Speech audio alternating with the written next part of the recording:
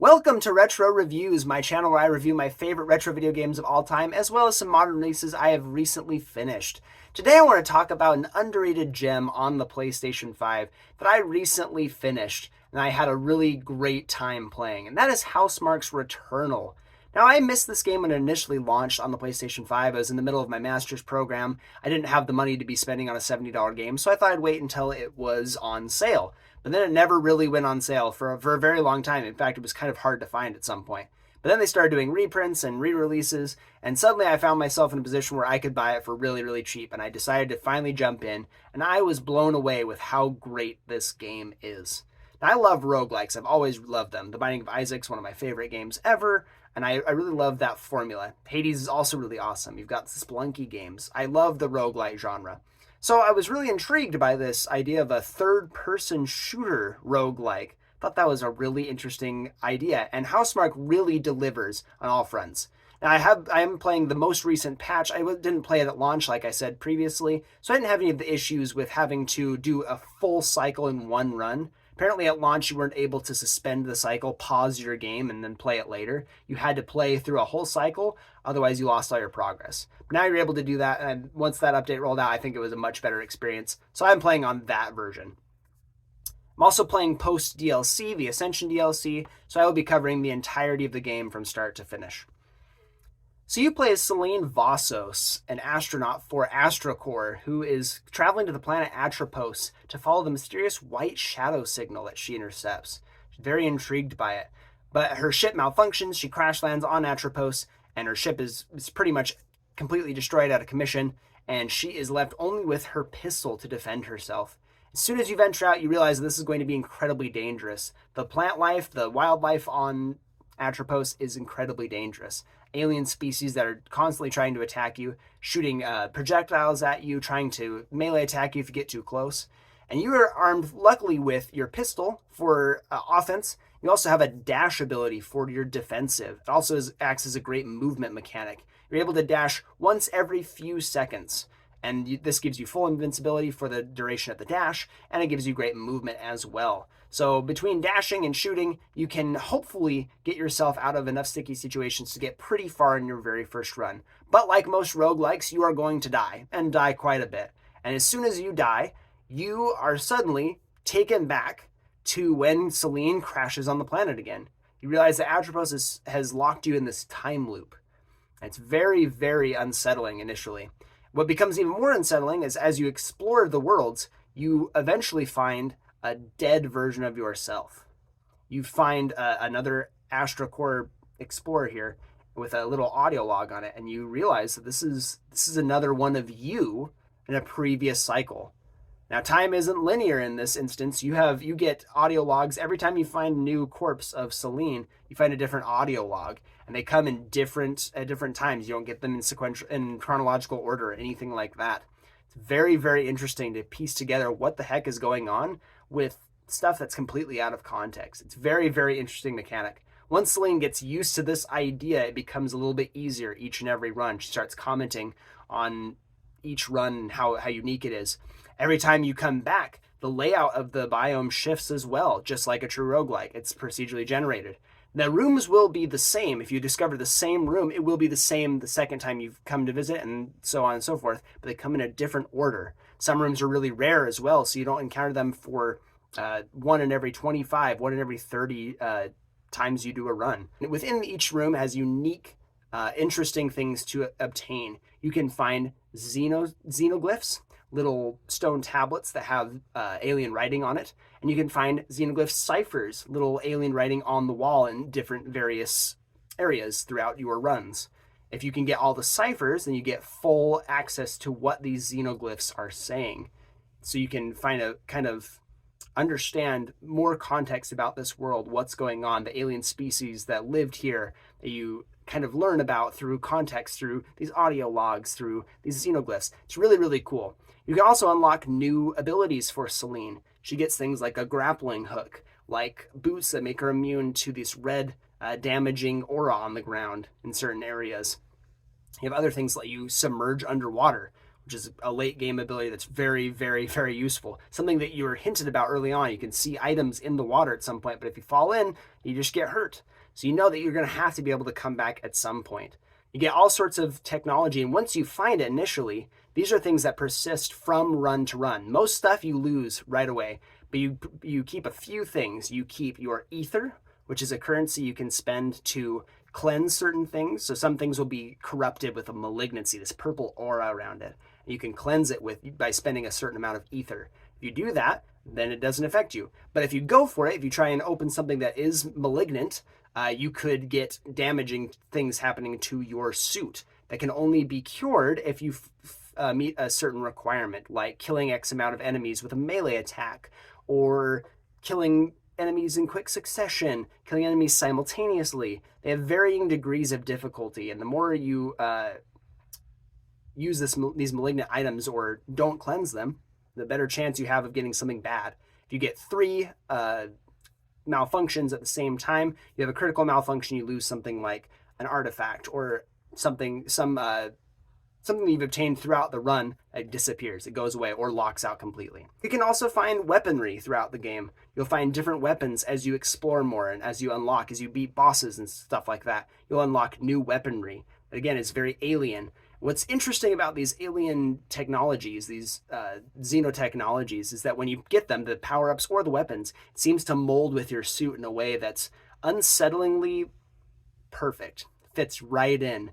It doesn't have any problems with your suit. You don't have any problems with it. It attaches and it never lets go, even between runs.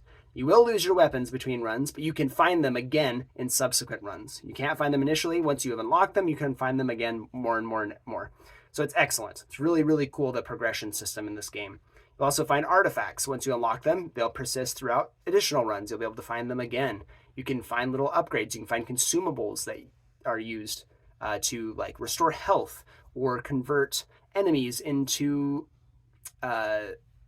currency to spend at these little shop areas to buy more consumables or more artifacts.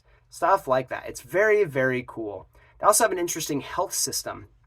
As you defeat enemies, sometimes they'll drop these green little health pods. If you have full health and you pick one up, it gives an extra bar toward growing your health bar overall. If you get enough of them, it makes your health bar bigger. If you get it while you are damaged, it will repair your health. You're rewarded for staying healthy. The more you are able to avoid getting hit, the bigger your health bar can grow. As you progress throughout each biome, you'll find little hints and clues about what you need to do to get to the next area, the next spot that you need to go to progress toward following White Shadow. You'll have to first beat the boss of each area. Once you've beaten a boss in an area, you do not have to beat them again, for the most part. The first area for sure, you can skip the boss the second time through. Second area, you can skip the bosses entirely. The third one is on the first area. There are 3 biomes in this first area. The third one is always mandatory to finish the game, to finish the first act of that game. So the third boss is mandatory in subsequent runs, but the first 2 are completely optional in subsequent runs. It gives you extra incentive to beat them because they'll drop items, artifacts, things that will help you in your run when you're trying to do more and more, but they are completely optional after you beat them the first time. They are pretty challenging as well, though I don't think they're super crazy. Once you can learn their patterns, they are very beatable. I beat every boss my actual first try, but it was with a lot of difficulty. And fortunately, I had the right weaponry. Some bosses are really weak to certain weapons. Some are almost like completely hard counter weapons. Some get destroyed by the shotgun. Others, you need a ton of range to fight. So I got lucky with my weaponry and fortunately was able to beat each boss in my first go. That doesn't mean they're easy, though. They are very difficult. They're just fairly fair.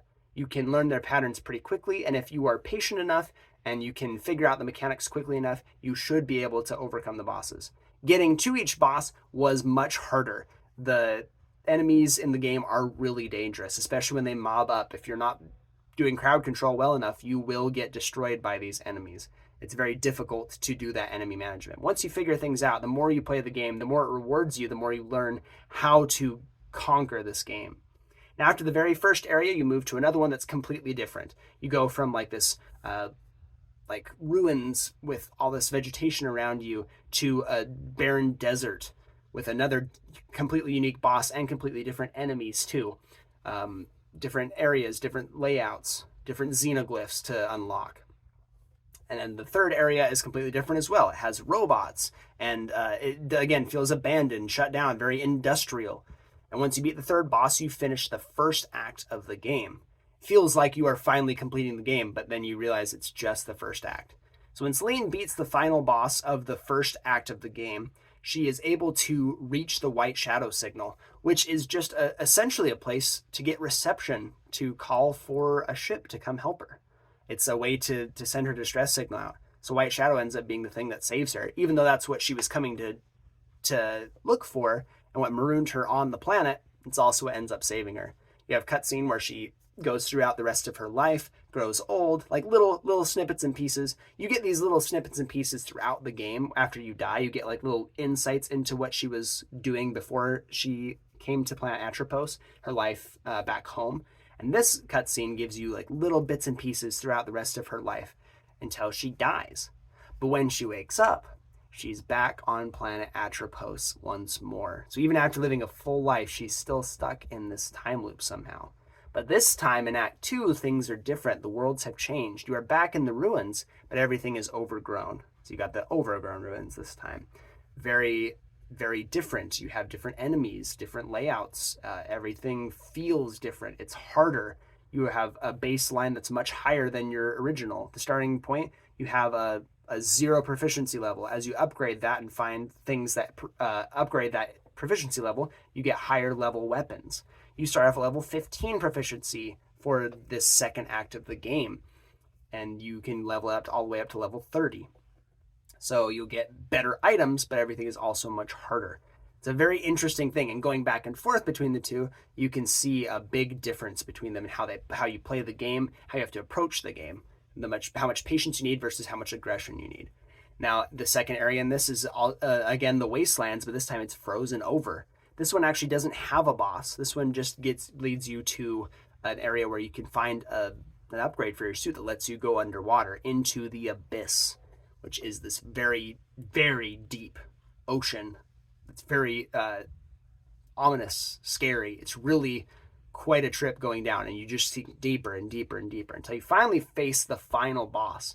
Once you beat this boss, you get more insight into the game. Now, previously, when you finish the first act of the game, you get a little insight, and throughout the first run, you actually do a couple of sequences that I want to talk about right now. So you have a sequence called the house sequences. In the very first area, you find a house that looks just like yours on this alien planet. And you know that can't be possible. But if you go in, you get some insight into what Celine's life was on Earth.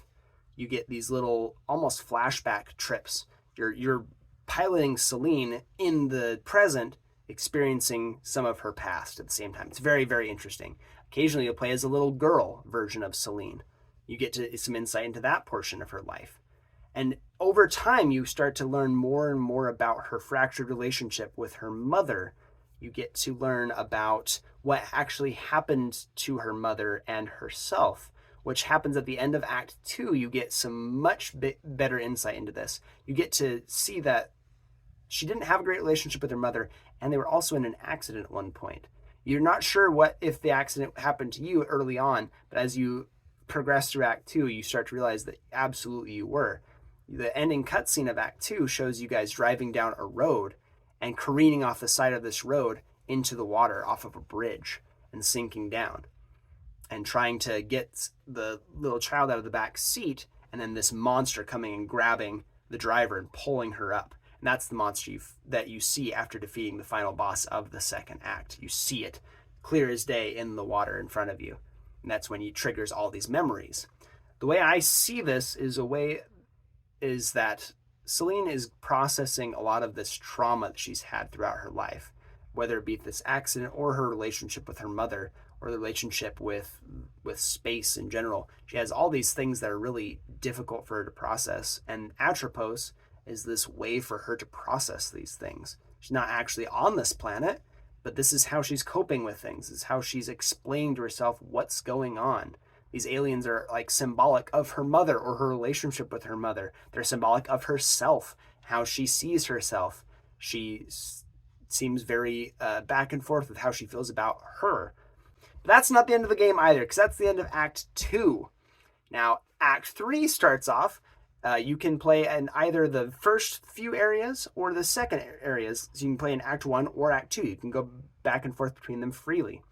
And if you go and get these little pieces of a medallion in these areas, you're able to unlock after you've got all of the equipment that you need.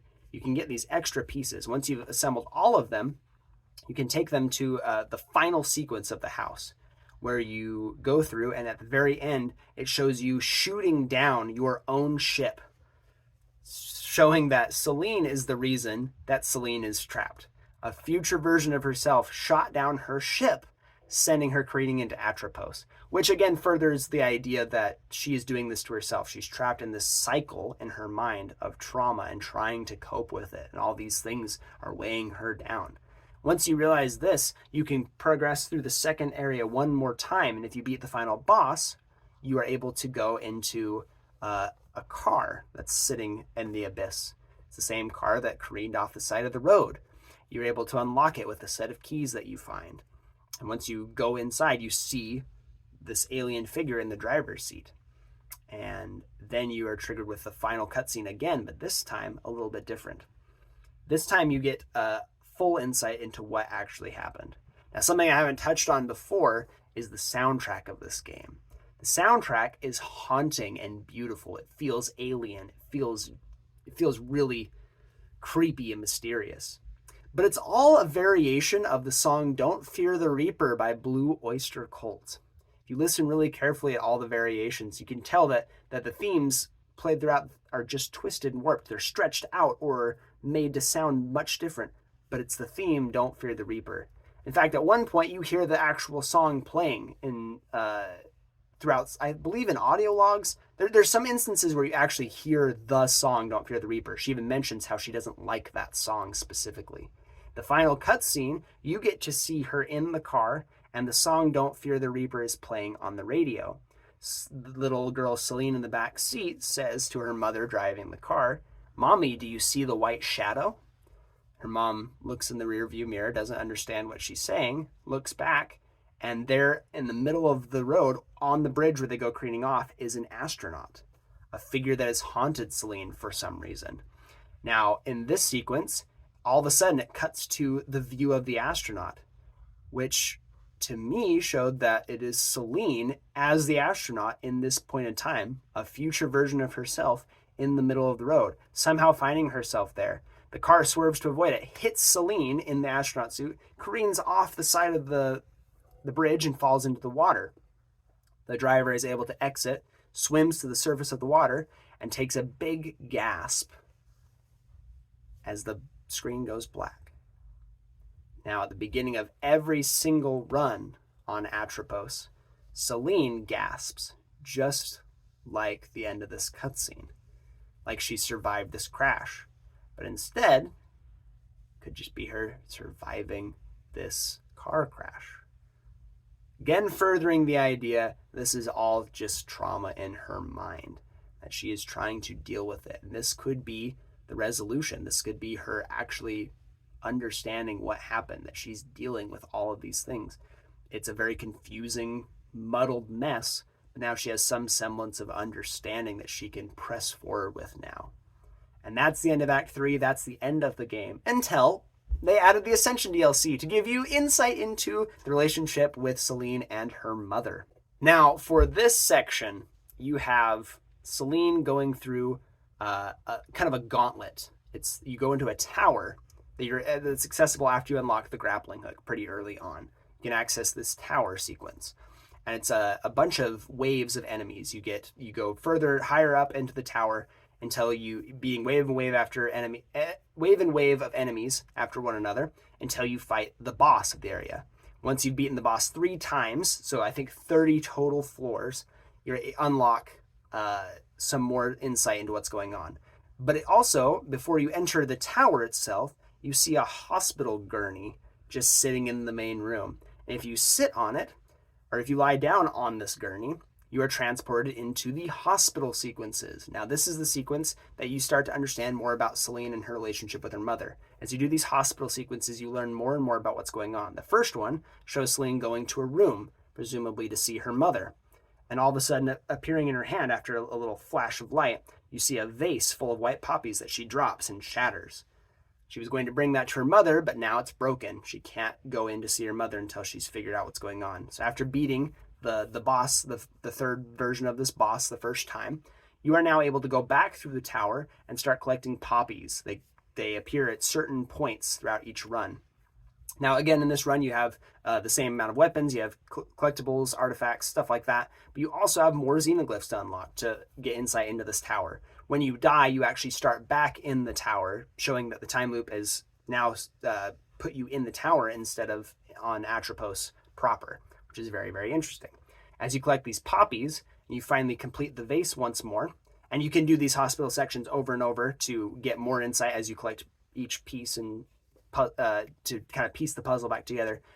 You start to realize even more so that the accident was about you and your mother and not just a future version of yourself driving the car. It was you and your mother in the car, and she is now in the hospital for some reason. I don't know if it's from this car crash specifically, if it's like late trauma or anything like that, but it seems like she's in the hospital for something pretty serious. Once you collect all the poppies, you go back into the hospital room, you unlock the door, and you see the same alien figure that you saw in the depths coming out of the car. You see her sitting there, and you give her the white poppies, and the alien figure reaches out to try and hug you. And Celine is very taken aback by this. She's very nervous about this because she even remarks that they've never done this before. They never really do this. You give her a hug, and as you come away from the embrace, she's gone, making Celine very, very upset. She doesn't know what's going on. It felt like that was going to be the resolution of the game. But instead, you have to progress through the tower one more time, beating the third form of the final boss, and then going back to the hospital room one more time. Once you go into this last hospital sequence, you realize that Celine's mother has died. You go back into the room, and she is missing from the hospital bed. You lie down in the bed and get transported to another section. This is probably the creepiest and eeriest part of the entire game for me, but also one with the most closure somehow. You get transported to a room where Celine is completely alone, and I say that only because she's the only thing alive in this room. If you look around, you see tons of Celines, all kneeling down with their head hung, their arms in their lap, and they're all just dead there for some reason. And you're alone with yourself. There's nothing in there. Your mother's not there. There's nothing in this empty space. No alien monster, just you. And she remarks at what's going on. She mentions how empty it is and how there was no resolution with her mother. But then realizes how peaceful it is here. Now that she doesn't have these things to worry about, now that she's kind of combed through what's been bogging her down. Mentions how nice it is to finally have some repose. And she kneels down in the same position as all the other Celines. What makes the most sense to me is that she just kneels there with the peace, letting it soak in until she finally dies. And that's the true ending for Returnal. Peace and eventual death. Just like countless Celines before her, that was the final conclusion. It's not the most satisfying thing, but it is incredibly interesting. Now, I love Returnal. I've mentioned the storyline is very, very interesting. It's drawn me in. It's made me want to do this review. It was the first review I actually wrote down. I write scripts for my reviews. I don't read off of the scripts. I write them down so I have all the ideas written down, so I have them out in the open so I don't miss anything. But the lore of this game is just incredible for me. It really drew me in, had me coming back for almost 50 hours of gameplay to finally 100% this game. I was so intrigued by what was going on, I just had to keep going.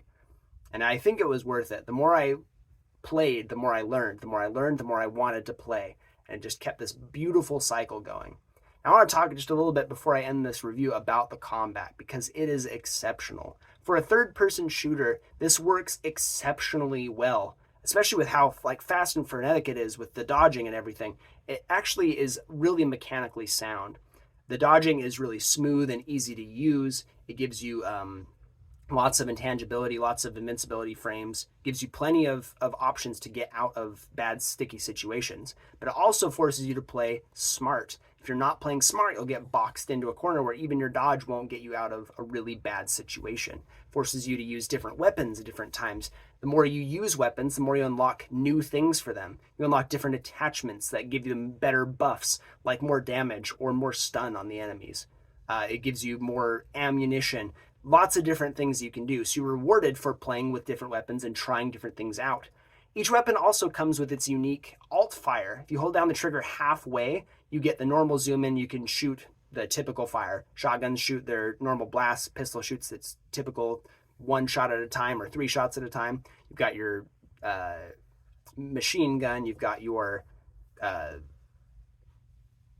you've got like the rot gun blaster, which shoots a little lob attack at people.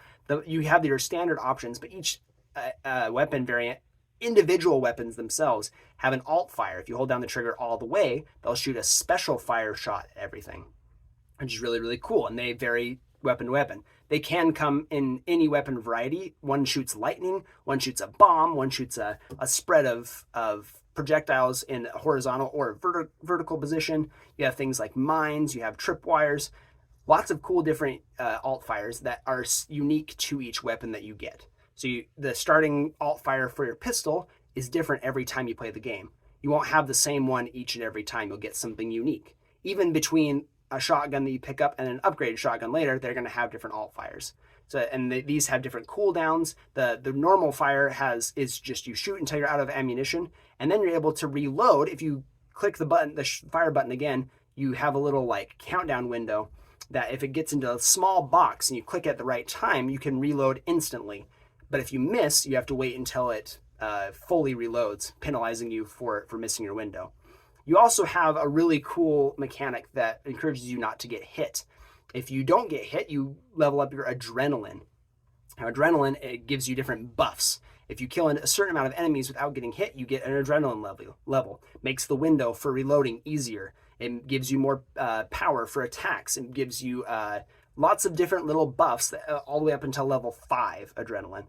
And once you have this, you have all the buffs simultaneously. Makes it easier to play. Once you get hit, you lose all your adrenaline. You have to start over. It's a great system that rewards you for playing perfectly. The more you play perfectly, the better off you're going to be throughout your runs, the easier it's going to be. The more mistakes you make, the harder it's going to be. Really, really punishing gameplay. And I think that loop is really exciting. It makes it so that you're never too powerful to get killed by enemies. You are always in danger the more and more you play. But the better you play, the better out of the woods you are, the easier it is to really take out your enemies and survive on this planet. I've had runs where I just didn't get hit a lot. I just had long sustained sections where I wasn't getting hit and made the game really simple, really easy. I was able to get weapons that I liked, and the more weapons I used, the better they became, and the more proficient I was at just operating on the fly. Very, very cool. I think mechanically this game is about as perfect as they come for roguelites. Between the weaponry and the different options you have with alt fires, the consumables you use to enhance your gameplay or to make up for mistakes that you make, using like health packs, using things that give you full adrenaline right off the bat, distracting enemies, damaging enemies. It's a really great gameplay loop that feels so solid to play every single time you play. It really brought me back every single time. I love the third-person shooting so much. Other third-person shooters didn't feel nearly as fun because of how well Returnal has molded this system. If they do make a sequel, I hope that they keep all the systems and just improve upon them just a little bit each and every time, because I really like what they did mechanically in this game. So that's my review of Returnal. I really honestly enjoyed it. If you couldn't tell by this point, I really enjoyed it. From the tight mechanics to the shooting to the incredible story that's really deep and interesting and weird to the roguelike mechanics. I think Returnal is one of the best PlayStation 5 games that is on the console right now, and it's something that you should absolutely go play.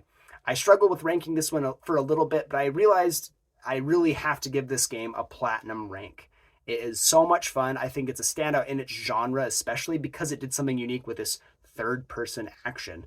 I think it's really, really cool. And if you like roguelites or you are interested in them, this is a great one. It took me about 50 hours to get the Platinum Trophy and all the DLC trophies, which is honestly a pretty low time sink for a roguelike. So I think this is a great introduction for people that really want to know what the genre is all about. If you like third person shooting, you're going to love this game.